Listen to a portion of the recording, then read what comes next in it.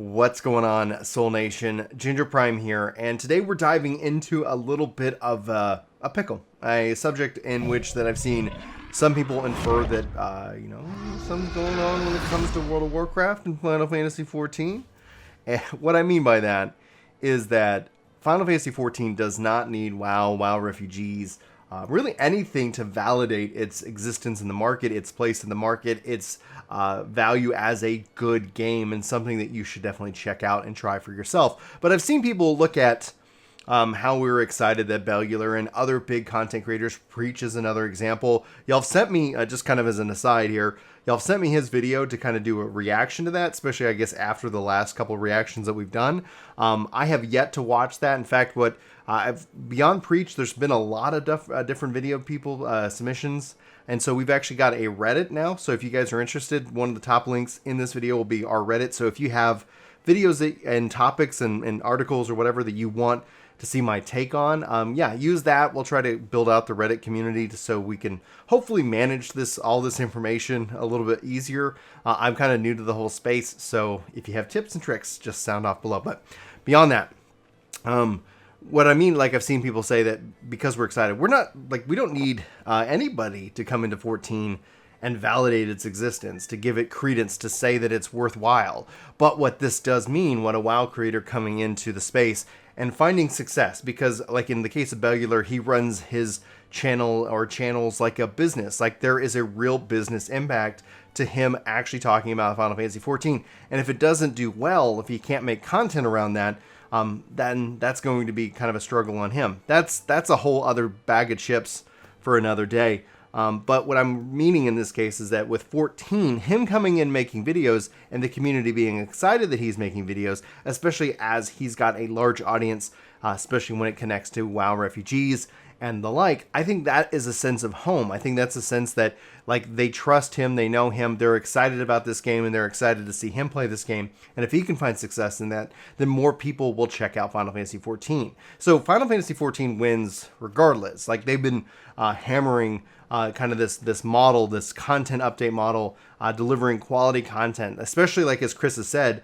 since Shadowlands, Final Fantasy XIV released 5.3, 5.4, 5.5, 5.55, and by the time 9.1 comes around, they're going to be barking at the heels of 6.0. Square Enix, in the same conditions with less resources and less people, have managed to continue to produce content on a schedule where in the case of WoW, it appears that is definitely something they're struggling with. And that is just the reality of obviously this past year. It's really telling to see that. But I just want to be very clear. Final Fantasy XIV has been playing like I played baseball in college, so it's fundamentals, right? Like they've been playing the fundamentals. They are doing the small things right. Those small things add up to big things, and those big things pay off. It's them being in a good position, in the right position, when unfortunately things aren't hitting as well in the world of Warcraft. Sorry, forgive my stutter. All right, so that's just kind of one thing. If you're feeling like the content and my excitement is that Final Fantasy needs to be validated, trust me, it doesn't, and that's not what I'm saying. Final Fantasy XIV wins. Now, if you're going to sit here and say that they should be stuck in their game, that they have to, they're WoW creators, they have to remain WoW creators, like, stop gatekeeping. Don't gatekeep. Like, honestly, it doesn't do the game good. It doesn't. You're arguing against your own self-interest. It's kind of like you discover this really great gym, and you're Golem, you're like, mine, my precious.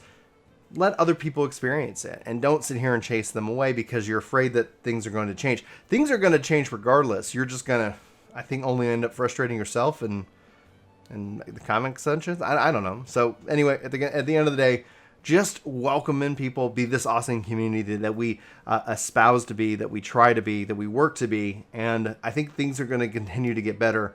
And I think that's a big win, because if more people are playing 14, we're getting the Oceanic Data servers. Like, there's so many good things that can keep coming out of the game, especially if the game continues to grow and grow. And that's good. That's good for all of us. You might get that one piece of content that you've been wanting, if the budget essentially set. Now, budgets are a whole other topic. We're not going to dive into that. I know I'm going to get a comment that says, that's not how it works. I know, I'm with you. But, Square kind of does things a little bit differently. Then it's not like a 1-to-1. So, a million more subs doesn't necessarily equal a million more subs worth of dollars going into the game. Anyway, I said I wasn't going to get into it, and I kind of tipped my toe into it. I want to shift to Sella here, and I'm going to say she or they in this case. There's a comment that they put out here, and I think this is something really good for us to consider, especially for me to consider as somebody who is a longtime advocate of Final Fantasy from 11 and 14. Not a real big WoW guy. If you guys are more interested in that WoW refugee mindset, that WoW mindset, that would be Gaming Kinda, aka Chris. He's got that he's got that on lockdown. So anyway, she writes, so a bit of a tip for you guys who all cover WoW people trying out Final Fantasy XIV. Seeing as myself is someone that falls into that category. While I totally understand why you guys are excited about the big name WoW creators really using their WoW channels to openly talk about good points in the game, please keep in mind that this isn't a joyous occasion for us. I've spent something like 14 years playing WoW, and at that game and that world, and it's my home. I don't even want to know how many thousands of hours I spent on Azeroth during whatever it was and doing whatever I was doing. While some are excited that shedding their burdens, and there are a lot of us who aren't just frustrated, but almost mournful because of the game, and we love it so dearly, and we want it to do well, and it's just falling apart for no real reason. Think of it as like a divorce that you just don't want to leave, but it's just not working anymore. And so yes, Sella, thank you so much for this amazing comment that she left that over on Work to Game. And as a part of our video that was posted today. So I don't know when this video will go live, but just a heads up if you guys are interested in getting involved in that conversation. I want WoW to be successful. I think competition, it breeds excellence. I think, and while as a gamer, I have no direct control over the development and the environment or how things go, despite people assume that as a rumor. Like I've seen people like, hey, you have influence.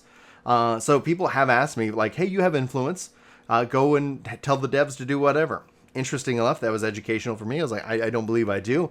I always kind of reply, make sure you put it on the official forums. And if it's a really good question, I'll try to add it if I'm ever so lucky to be able to interview Yoshi P again. I feel like I have no real power in this situation. And it's just like, hey, he's going to let me talk to him.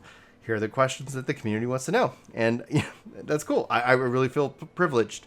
I don't have influence. I feel privileged. Anyway, so with the competition, though, like I think that WoW hurting, and if 14 can grow and grow and grow in that market, I think essentially you have Activision and Blizzard look at what's going on.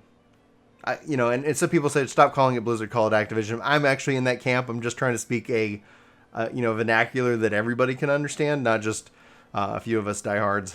I'm not a big fan of Activision.